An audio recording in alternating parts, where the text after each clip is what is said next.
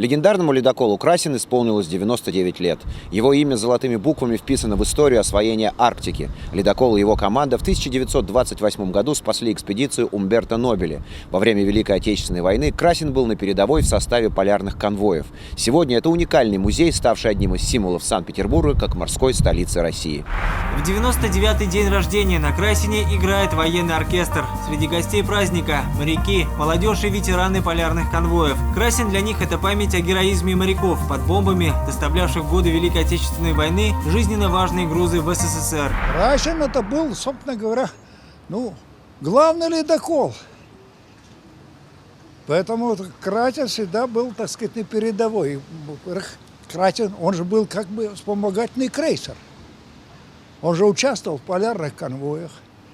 Он был вооружен, была военная команда. То есть это был, в общем, очень хороший корабль.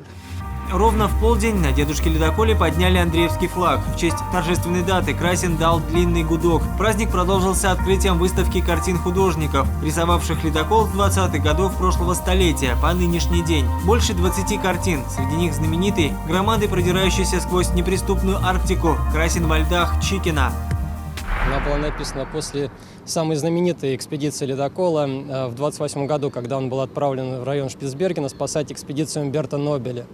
Это итальянский генерал, который летел на Северный полюс, на обратном потерпел крушение. И вот практически вся Европа его спасала, а спас ледокол «Красин». И после этого, конечно, он стал известен на весь мир. Ну и вот по итогам этой экспедиции была нарисована эта картина «Ледокол «Красин».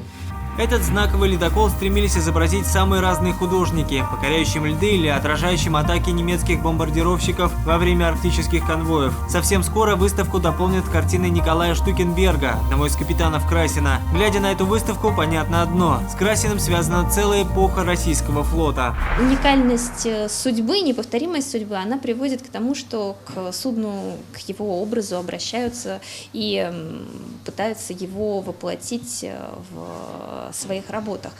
Но опять-таки мы еще не знаем, сколько молодых художников пишут свои этюды на набережной лейтенанта Шмидта и, собственно, потом хранят эти этюды в своих собраниях. Что потом будет с этими работами?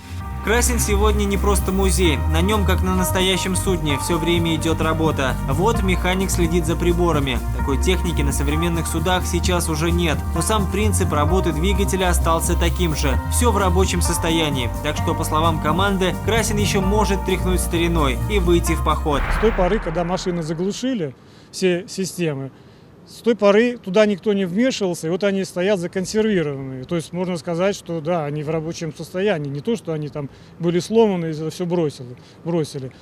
То есть для того, чтобы куда-то пойти, возможен такой вариант, для этого надо какие-то подготовительные мероприятия провести, месяц.